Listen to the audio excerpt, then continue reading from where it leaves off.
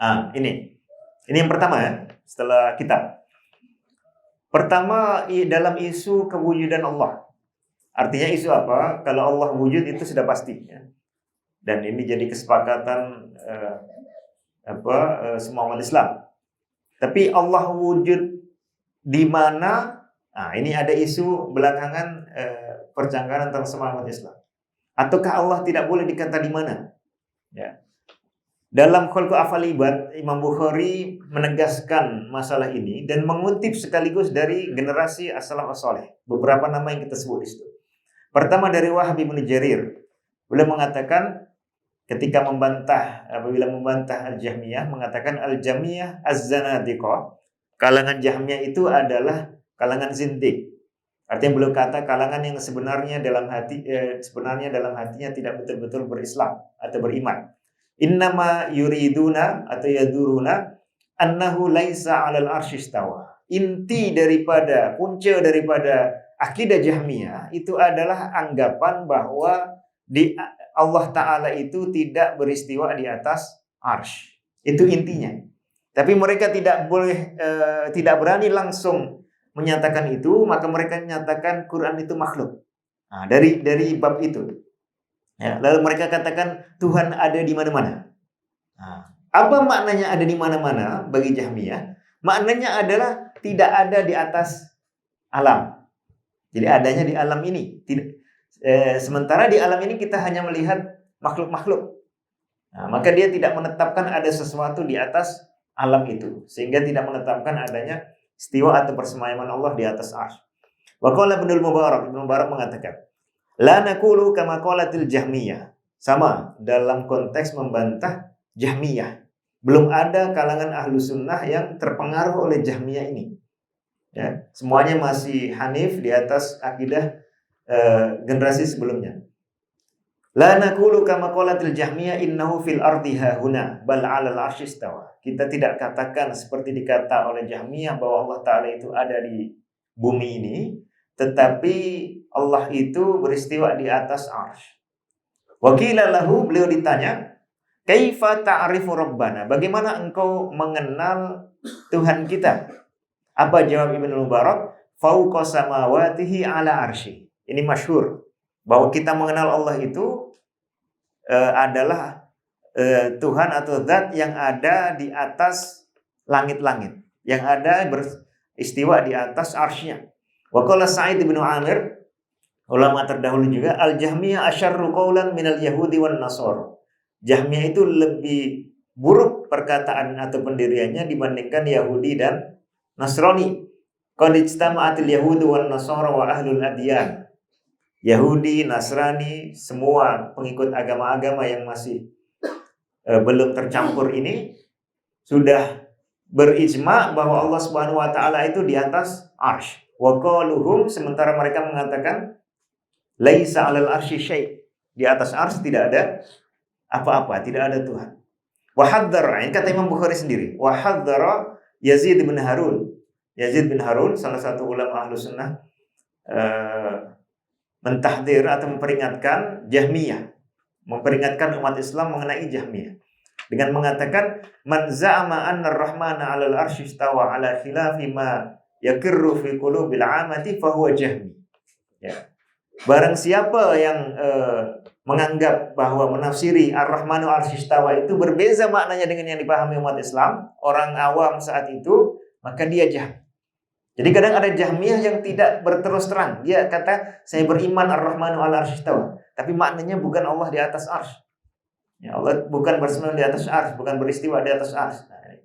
Nah, di situ ada tambahan bahwa Muhammad Asy-Syaibani Jahmi. Ini yang boleh kita kritik. Sebab mungkin ada informasi yang misinformasi mengenai person. Tapi secara umum beliau mengatakan bahwa keyakinan yang berbeza dengan fitrah orang awam ini adalah keyakinan Jahmiyah, dan itu didukung oleh Imam Al-Bukhari dengan mengatakan wa hadzara Yazid bin Harun.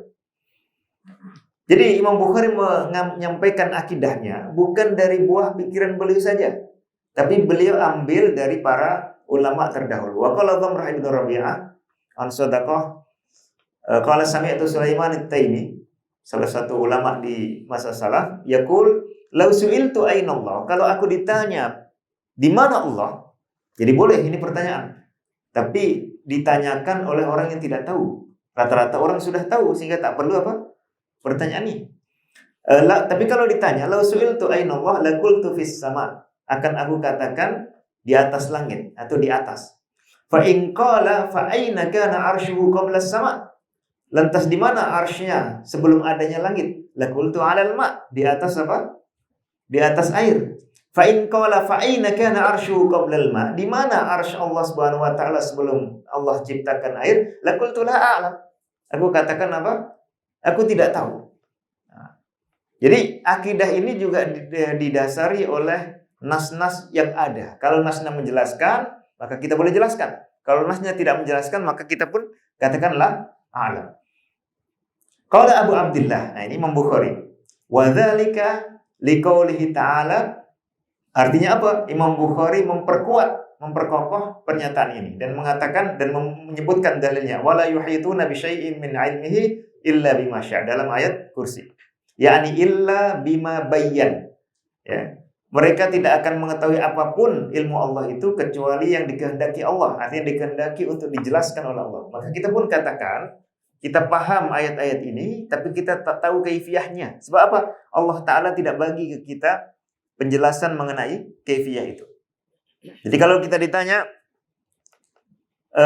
bagaimana zat Allah Subhanahu Wa Ta'ala? Kita katakan, la a'lam. Sebab kita apa? Tidak dibagi tahu.